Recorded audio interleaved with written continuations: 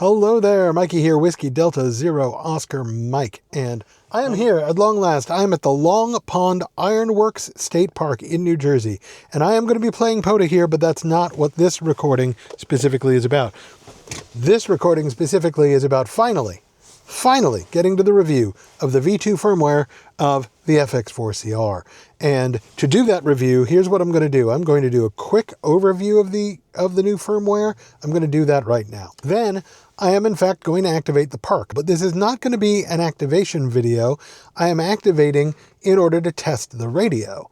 I also, want to get an activation in. By the way, it is Christmas Day, so Merry Christmas, Happy New Year. I have no idea when this is actually getting posted. It may already be mid-January, given my usual editing times, but I am actually going to try to get this edited while I'm in New Jersey. It may just be a bit of a challenge. At any rate, here we go. I'm just going to leap into it right now without any further ado, because Lord knows I am good at ado.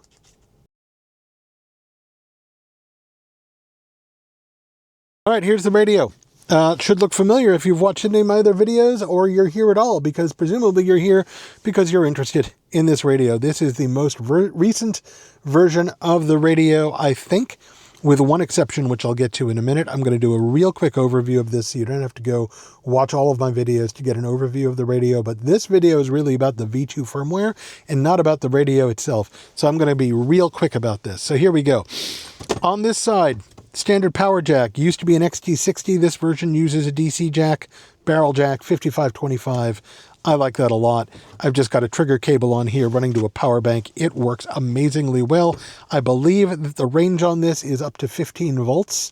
I personally would not use 15 volts on a radio ever, but I believe it will take it. So if you only had a 15 volt USB power source, I think it would work. I think it will also work down to 9 volts, but I haven't tested that much either.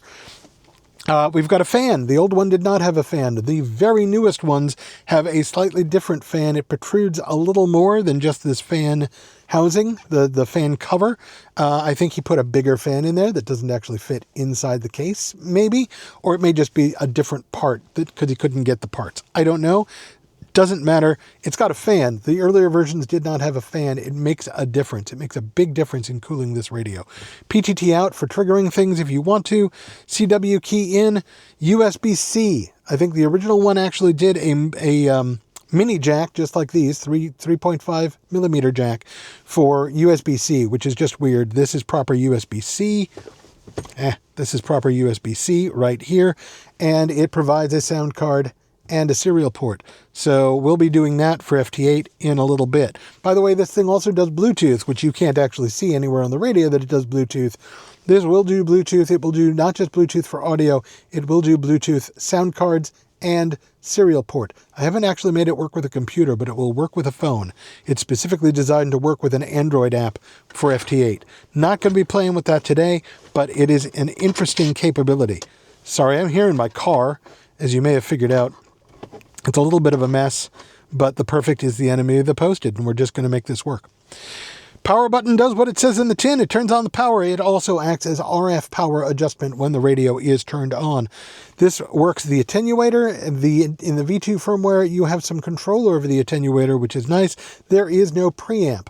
There used to be a preamp. There is no preamp. I don't know why not, but you know what? I haven't missed it. Menu does what it says on the tin, gets you into a menu. If you've watched an earlier video where I did a brief overview of the V2 firmware, I was having trouble figuring out how the menu actually works. We'll get into that in a minute, but the long story short, it is now a horizontal scroll instead of a vertical scroll and much larger type, so I'm pretty happy with it. Filter lets you play with the filtering capabilities, and the V2 firmware changes that around a little bit to put the noise reducer and the notch on this button instead of on other buttons on the radio, which I think makes sense.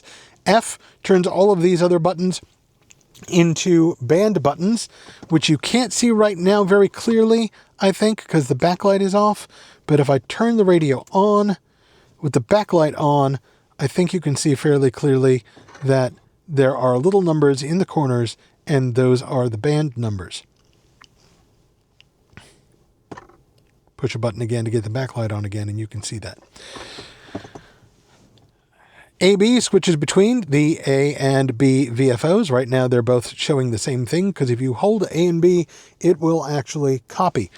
RIT turns on an RIT, blah, but it can actually do other things, including it can be a PTT switch for the little microphone right here, and you can actually use this as kind of an HT, which I'll get to that in a minute, because I'm intrigued by a couple of things about this design that haven't been fully exploited yet, including that microphone. MV for switching between memory mode and VFO. Honestly, I never use memory mode on this radio, but it has one. AM/FM, including the ability to transmit on both, anywhere you are legal to transmit on either. CW switches between CW modes, including being able to turn off break-in, meaning you can use this as a practice oscillator. SSB switches between the various SSB modes. As you can see right now, it is in Digi-U mode, meaning it is basically for FT8 right now. But if I tap, it cycles through the different SSB modes, which is pretty cool. There does not appear to be a way on this radio to switch between CWU and CWL. There was in the original firmware. I haven't found it in the V2 firmware. So far, I don't care. But it is an interesting thing to note is omitted. And finally, on the other side of the radio, you've got fairly standard ports here too. Phones, speaker, microphone, BNC, and the vent for the fan. I think this may actually be the intake for the fan. I think the fan is drawing through rather than pushing for its stuff. The back of the radio is pretty much all heatsink. The whole radio is metal and feels really solid. This thing, I think I remember saying it's about 3 pounds. It actually feels heavier. Honestly, it's very solid. I've harped on that a lot. This radio does not feel at all flimsy. This doesn't feel like Chinesium. It doesn't feel like a Baofeng. This feels solid. This feels like a really good piece of kit, which it seems to be. All right, so with that said, I'm going to get into some of the things about the new firmware. First thing you might notice if you've seen the old firmware at all, the screen's a little differently laid out. We've got a different font for the VFO. It's an old-fashioned multi-segment font rather than a modern font. I think that's fine. I think it's actually more readable. And that is the hallmark of Daniel's revision of the front end of the UI of this radio, is everything's just a little more readable, in my opinion. You've got a light blue background along the top line, and that makes that much more readable. Somehow the light blue on the dark blue is surprisingly contrasty. And I find that very readable, even at the distance I'm at. Like I'm sitting in the driver's seat, this thing's on the console. I can read everything on this radio very clearly right now from here. TXRX, I think if I go into split mode, that will change. Bluetooth is currently on. I'm not using it, but it is on. Slow, I believe, is referring to the speed of the waterfall, which you're not seeing because I don't have the antenna plugged in right now. You've got a signal meter, signal strength meter here. You've got the internal temperature here. It's currently 30 degrees centigrade, which is pretty good. You've got its input voltage right here, which is one of the things we calibrated if you watched my calibration video. Your current mode is up here, usually backgrounded in red, which makes it pop very nicely. Again, very contrasty. The VFO is yellow on black.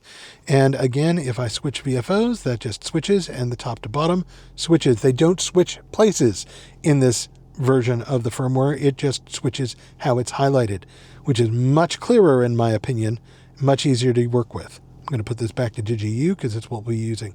Here you've got the indicator for noise reduction, noise blanker, and notch, which I'll talk about in a minute. Got your signal strength meter here.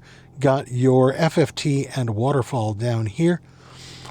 Over here, you've got your filter width and filter position. There's some things you can do to adjust the filter. We'll talk about that a little bit. RIT indication is right below it.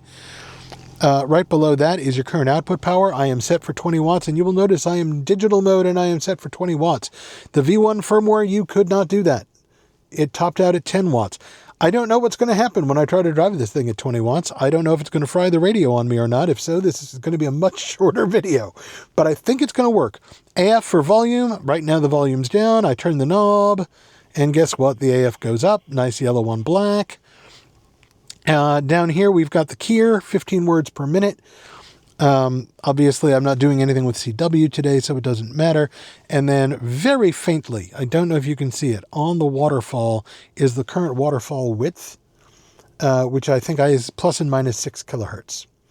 I adjusted that with the menu, which we will now go through. You will remember I said the menu is now a horizontal scroll. You use the Tune button to scroll through the options.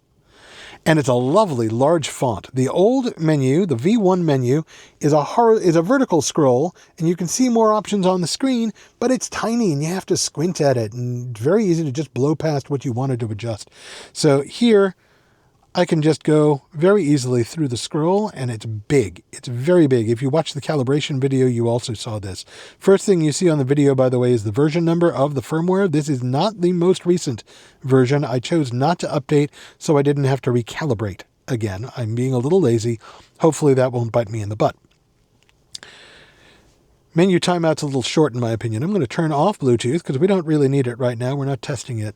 I'm going to leave CW pitch alone because we're not doing anything with CW right now.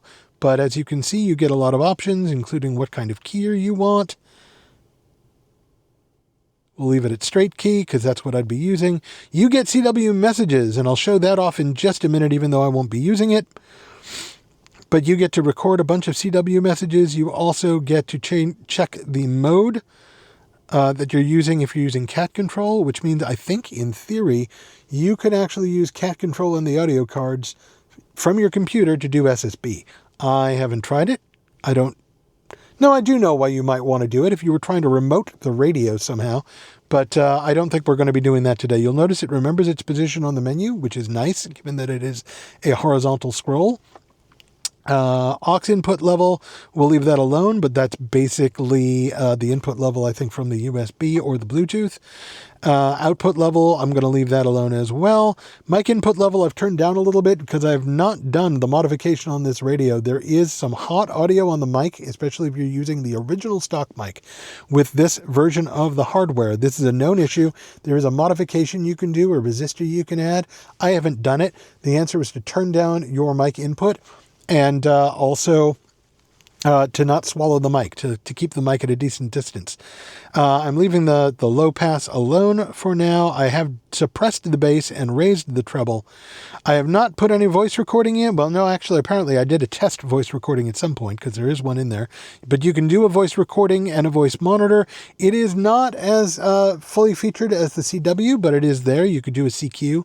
And then here's the width of the waterfall that you can adjust. I think you saw that. Change the smoothing of the FFT, change the offset. AGC on or off, I'm going to just leave that alone for now. Temperature in centigrade or Fahrenheit, I'm going to leave it Celsius because I don't care. And here's one I really like. You can go to a big screen. You can go to an even bigger screen. If you really want to, your eyes are tired, whatever, you're just doing SSB, you don't need all the other fun and games, you can get a nice big display right here. I like that a lot. That's great. Even though I think the screen is already pretty readable, that is great. APO timer, automatic power off timer. I'm going to leave that at 10 minutes. Menu timer, we're going to turn that up because the menu is timing out much too fast on me. Backlight timing, we're going to always have the backlighting on, even though it draws more power, because I think these keys do not have enough contrast if the backlight's not on.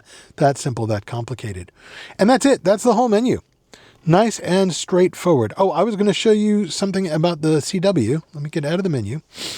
So if you hold CW, let me get into CW mode. You hold CW, you actually get the access to the keyer. And it tells you which of the buttons will give you which messages. So you can see if you hit the SSB button, I don't have the TETA plugged in, so I'm not going to run it right now. And anyway, I'm on FT-8. I don't want to do that to people.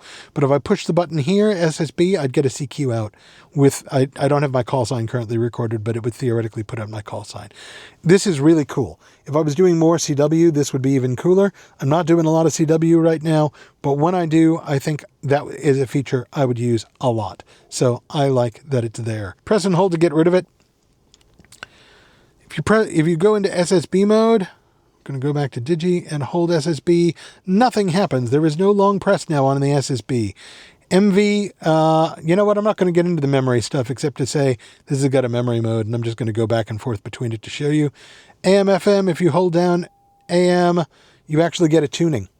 It will actually give you a tuning signal now if you hold down AM. You may recall that a common way to get tuning is to go to AM or FM or CW and send out a signal. Well, now you just hold down AM, FM, and you get a tuning signal out the radio, which is pretty cool. That, of course, will also give you an SWR reading, which is nice.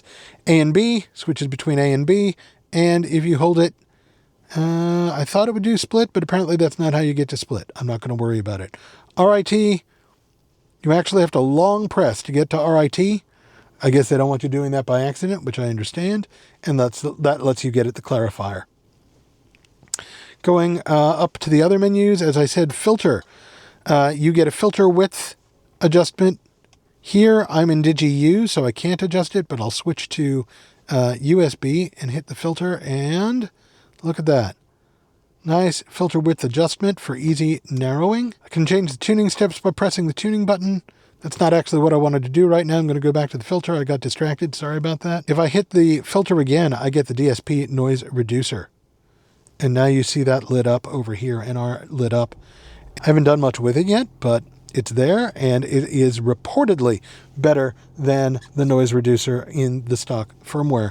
Again, I haven't tested it yet. I don't know. I push filter again. You get the notch, same kind of thing where you can deepen the notch, basically. I do not quite know. Oh, there we go. So you get an adjustment, two different adjustments on the notch. I do not quite know what either one of them will do yet, but at some point we'll play with that and see what we can do. And that's what you get on the filter. That's pretty cool, though.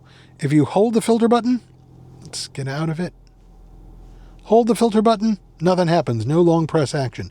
You press the F button, and it lets you push the band buttons. I'll switch to 15 meters. Right there, I'll push filter again, and I will go back to 14 or to 20 meters. And retune back to 74. If you press and hold F, it locks the keypad. Press and hold to get back from a lock. The attenuator, as I said, you have some adjustment over the attenuator. Not a lot, but some. But if you use the tune button, you actually get a fine adjustment of the attenuator. So you don't have an all or nothing attenuator now. You can actually tweak the attenuator to what you need. But as I said, there is no amp. There is no positive on the attenuator. And pressing and holding doesn't get you one. There was, as I said, a preamp in earlier versions of the 1.7 firmware, or rather the 1.6 I think had one. I don't know why it went away, but it is gone. Long pressing menu doesn't do anything. Long pressing IFHET doesn't do anything. Pressing power gets you, well, power, output power. If you long press power, you turn off the radio. And then, lastly, that's the squelch. That's the tuning step. And the one feature I need to go looking at the manual to find that I haven't found right now is how I adjust the RF gain. Because none of these, long pressing AF gets you a nice adjustment of the audio, which I'm going to boost the treble.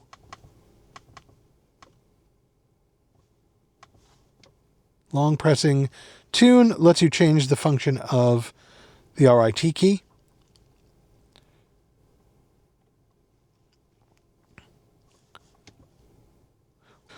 All right, so the answer was a little weird. There is, in fact, no manual gain at all. Instead, there we go. It's subtle. It's more subtle than everything else in this firmware. I wish it had a bigger display. If you look up here, right up here, you'll see fast right now. This is automatic gain control, and I can switch between slow, mid, fast. But there is no off.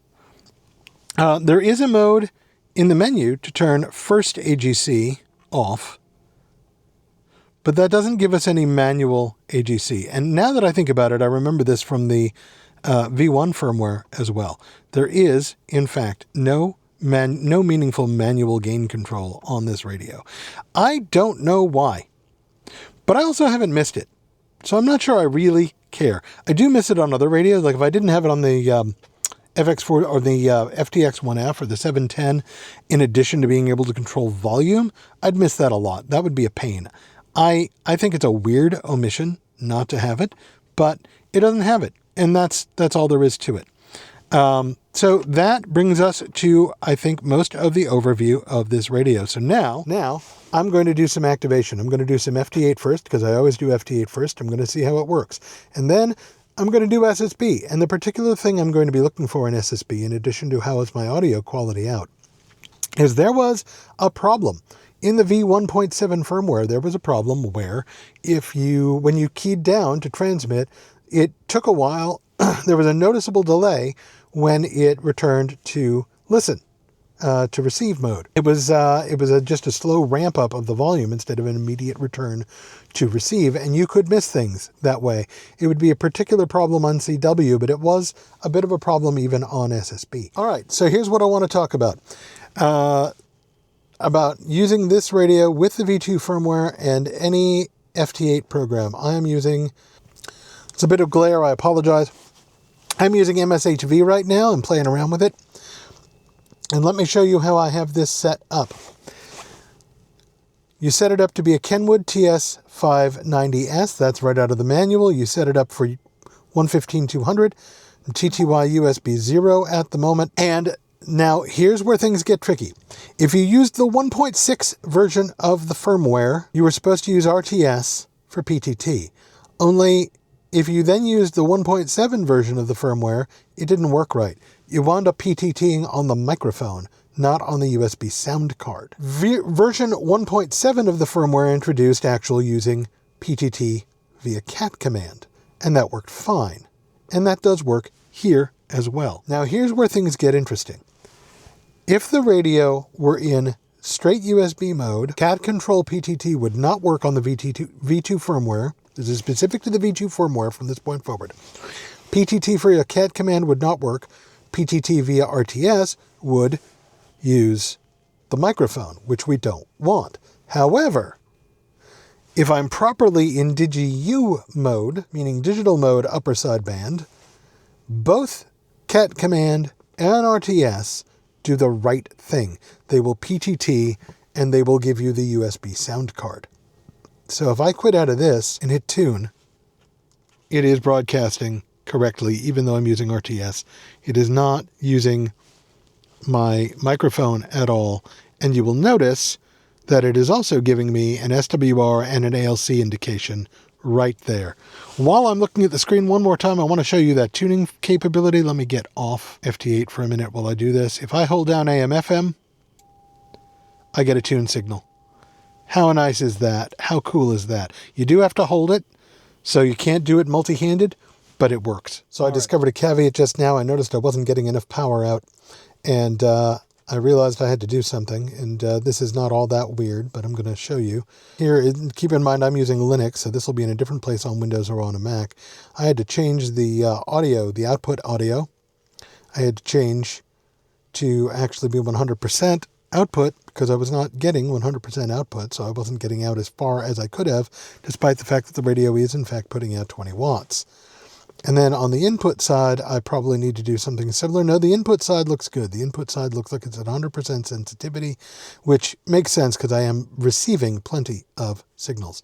So anyway, I just thought I would note that as part of this review, just as a quick, hey, don't forget, check your audio settings.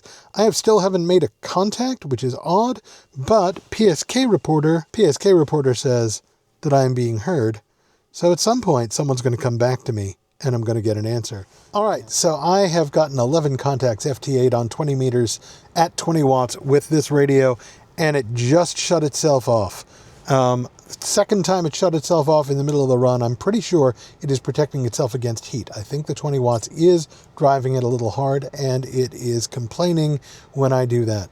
But it ran for a long time, and I'm pretty sure if I had external cooling for it, if I had like any kind of fan strapped to it, in addition to the fan it already has, something else to cool the case, I don't think it would have a problem at all. I think it'd be fine. Or maybe if I was blowing air at it. Point is, the radio performed like a champ. If I dialed it back to 15 watts or dialed it all the way back to 5 watts and then used the external amp, I would have had no problems at all. I'm about to do SSB with this radio. Actually, you know what? I'll tell you what. I also want to get at least one other park in today. So what I'm going to do is I'm going to move parks. Then I'm going to set up SSB at the other park. Only SSB, no FT-8. And see how that goes. That'll also give the radio some time to cool off. I think that's how I'm going to do it. Okay, I am now at US 1630 Ringwood State Park, also in New Jersey. One thing I realized after I started driving, it was not in fact a temperature timeout or a temperature problem that caused the radio to shut down. When I was messing with the settings, I set the automatic power off to 10 minutes. I think the radio doesn't count digital activity as activity for the purpose of resetting that timeout. So it timed out. I'm going to turn that off, and hopefully I won't see that again. The hottest the radio seemed to get was about 45 degrees centigrade based on its own internal monitoring. That seemed fine. Whenever I touched the radio, it was warm, but it was never hot to touch, and that's doing 20 watts digital, which the old firmware, remember, didn't let you do at all because it was designed for older hardware that didn't have a fan. So it was trying to keep you from burning out your radio. In fact, they officially requested that you keep it to 5 watts digital. 20 watts seemed to work fine. I'm going to try working without an amp here for SSB as well, just with 20 watts. We're going to see what happens. We're going to see what I get for audio reports. We're going to see the whole thing. I'm going to try to get at least the 10 to activate this park. If I get more, that's awesome. I am going to try to figure out how to set up the camera so I can record. I'm probably not going to include the entire activation or even a significant part of the activation, but I will include some samples so that you can hear the radio. I'm particularly keen to test whether the delay between letting go of the PTT and the receive coming back, if that delay is gone, because I really want that delay to be gone. If that delay is gone, that all by itself is a huge win for the V2 software on top of anything else it gives us. Getting rid of that bug, big win. So CQ Parks on the air, CQ Parks on the air, Whiskey Delta, 0 Oscar Mike, CQ Parks on the air.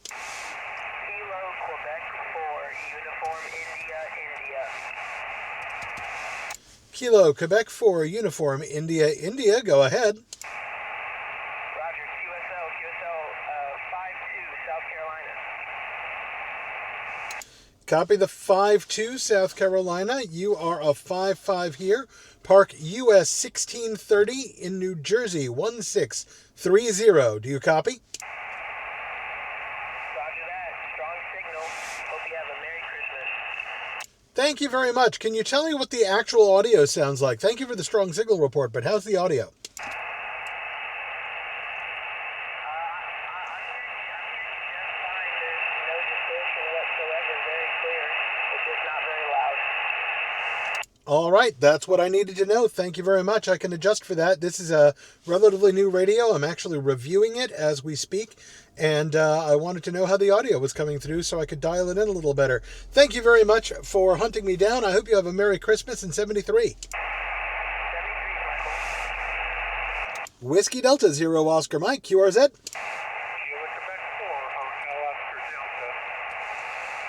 Kilo, Quebec 4, Hotel, Oscar Delta, David in South Carolina. Roger that. I've got you here as 5-9 in Rockville. Have a Merry Christmas. Thank you for the 5-9. You're a 5-5 here, Park US 1630.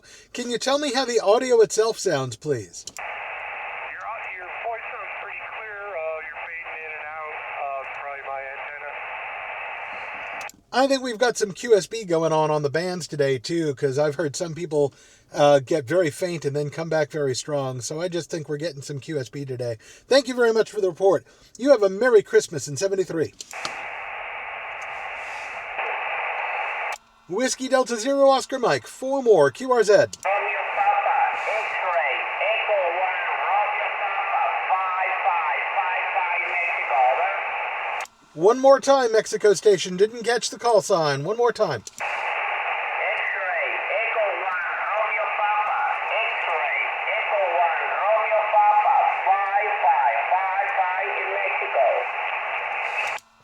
Copy the 5-5 Mexico. You are 5-5 here. Park US 1630 New Jersey. 5-5,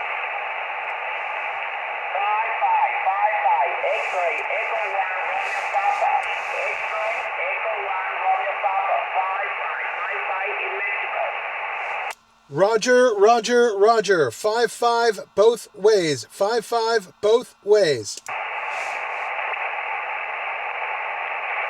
you for contact. 73, 73. Feliz Navidad, 73. I'm going to interject one more thing. I'm sure I was clear. How I was powering the radio today, which is with this Anchor battery bank and a 12-volt trigger cable. I was not using my usual radio batteries or Anderson power poles, although I could have. I've got those cables with me. I was just using USB power, 12 volts, 5 amp to the radio through a trigger cable. I love this capability. I love the fact that I could pack this light. I could pack this and the radio with or without its case and an antenna, and that would be great. I am not a light packer. I am not a minimalist. Honestly, I'm dangerously close to being a maximalist when all is said and done, but I like the idea that I can do this. And someday I'm probably going to take advantage of it. If I wind up with a job or something where I travel more often and I'm flying more often, this is the kind of radio I would totally try to take with me, along with a battery bank like this one and some nice portable antenna, and try to get on the air while I was traveling from a new place. All right, so what's my takeaway? My takeaway is the V2 firmware is a significant improvement over the 1.7 firmware. The noise reduction didn't get rid of all of the noise today. I think it's just a hashy kind of day, but it definitely did the job. It definitely was able to pick out signals better, I think, than the 1.7 ever was able to. It was a noisy kind of day, and I wasn't picking up anything very strong, but I also think that's a function of which park I'm at. This is a somewhat, call it active park. There's a lot of stuff here. There's some tourist attractions here. There's some buildings. I think I'm picking up some ambient noise that I would expect to pick up in like a suburb and not usually at a park. So I think that's at least part of it. Also, I think maybe the bands are just noisy today. The biggest takeaway for the SSB is that the delay is fixed. The delay is completely gone. I let go of the PTT key. I immediately hear full volume what I expect to hear. That, Daniel, if you're watching, huge win. Huge win. Thank you for fixing that. Thank you so much for making sure that got fixed. That's amazing. This radio can transmit FM. It already covers 6 through 160, and of course there are FM repeaters on 6 and 10. I don't believe it currently does repeater shifting on its own yet. So that's missing. And, of course, it doesn't do 2N70 right now. But I want you to think about it. If it does FM, if you added repeater shifting, and you added some hardware, of course, a version of this radio could be an all-band, all-mode radio. I think that's an exciting idea. I've got the FT-X1 in here. You've probably seen me talk about that. At least I hope you haven't. If not, go watch some of my shorts from the road trip so far, because I've been using the FT-X1 for a lot of those. I love the FT-X1, but it's a very expensive radio compared to the FX-4CR. The FX-4CR is less than $600 even now, even in this tariff regime. Somehow, they're still managing to get it to us for less than $600 from China. And as you've seen, it's a pretty good radio. It sounds pretty good for all that the speaker is tiny. My audio out, I was getting great audio reports, and that's despite that this is not the fixed version of the board. I was still getting good audio reports once I did a little bit of tweaking to get my loudness up. The noise reduction's pretty good. In general, this is just an extremely versatile radio. And by the way, everything I just did was with 20 watts. I didn't turn on the amp. And I still managed to hit Mexico. Everything else was Eastern Seaboard. It was all up and down. I have a feeling something about the way I'm parked or something about the park itself is directing my signal a little bit north-south. A lot of stuff in the southeast, in the old south. That's fine. I don't care. I love to get DX, but I don't actually do this for the DX. I know there are other people who do. I don't do it for the DX. I just love it when I get DX. I do this in general for the contacts, any contacts. I just want to talk to people, short, long, anything. That's what I'm in this for. And so I can review radios and talk to you guys, review equipment and talk to you guys. Anyways, particularly for the money, this is a great radio. It's a better radio as a receiver than the G90. The G90 is a good radio. G90 still, that tuner for the G90, Hard to beat that tuner. There's no tuner in this radio. There's nowhere you'd put it. And if I had to choose for a next generation what I'd want in it, I would choose that 2 meter and 70 centimeter all band, all mode option over adding a tuner. So the fact that the G90 at its budget price has that tuner, I still recommend it. It's still a great radio. Absolutely. But as a receiver, this one's better. I have yet to hear this receiver overwhelmed by broadcast interference, for example. Whereas the G90 is so easily overwhelmed by any kind of broadcast interference or adjacent channel or anything like that. This seemed to be pretty discerning so far. I really like it. If you've only got $600 to spend, you've got a choice basically between this and the FT-891. With the understanding that I haven't actually used the FT-891 and it is a 100-watt radio, I still might choose this radio. It is a more modern radio. It is an SDR. The firmware is under active development. It's got a built-in sound card, so you don't need a digi-rig. You hook it up to an amp and you're fine, but honestly, that 20 watts was getting me out pretty far. I was getting some 5.9 reports. Most of it, yeah, it was 5.7, 5.5, but you know what? 5.5, 5.7 is still a contact. You don't need to blow them out of the water. You just need to talk to them. Further proof, among other things, that 20 watts works. If you're going to choose between 20-watt radios at this point, unless you are really strapped for cash, this radio over the G90, the FX-4CR over the G90, absolutely. The only reason I'd choose the 891 over the FX-4CR at this point is if you really wanted 100 watts out of the box. If that was important to you, then yes, the FT-891 is still probably the way to go. Also, if you want it as a mobile, because it does have the detachable head. I think you could mount this as a mobile. It's small enough, but there's no real mounting points on it. You'd have to add something to it. I think some people have some 3D printed frames out there that they can do that with. So, you know, do some research, do some looking around. You could probably do something if you wanted to mount this mobile. But a mobile mounting for this would be nice. So if anyone's got a mobile mounting solution for this, I'd like to at least hear about it, even if I'm not going to use it. I think I'm going to leave it there. I think this is also probably going to be the last video that focuses specifically on the FX-4CR, unless Daniel or you releases something big, a big change, a big fix, a big new feature to their firmwares. Then I will come back and I will definitely talk about that. It's not the last time I'm going to use this radio. If you watch me for POTA activations, it's not the last time you're going to see this radio in an activation. But I do think it's the last time I'm going to do a video that focuses on it. Everyone who came along for that ride, I hope you stick around for more. I hope you don't go away just because I'm done talking about this specific radio. Thank you for coming to my channel. Thank you for spending your day with me. And if you like what I'm doing here, please remember to like and subscribe. It helps me out. It gets me eyeballs. It moves me towards monetization, which I don't desperately need monetization. I've got a job, but it'd be kind of cool. It wouldn't hurt. It'd be nice to pay for some of these radios. I hope you have a fantastic day. I am recording this on Christmas, as you probably heard. By the time you see this, it will probably be closer to the New Year's, although I am hoping to get this edited and up before New Year's Eve. You all have a fantastic New Year. I wish you all the best. 73.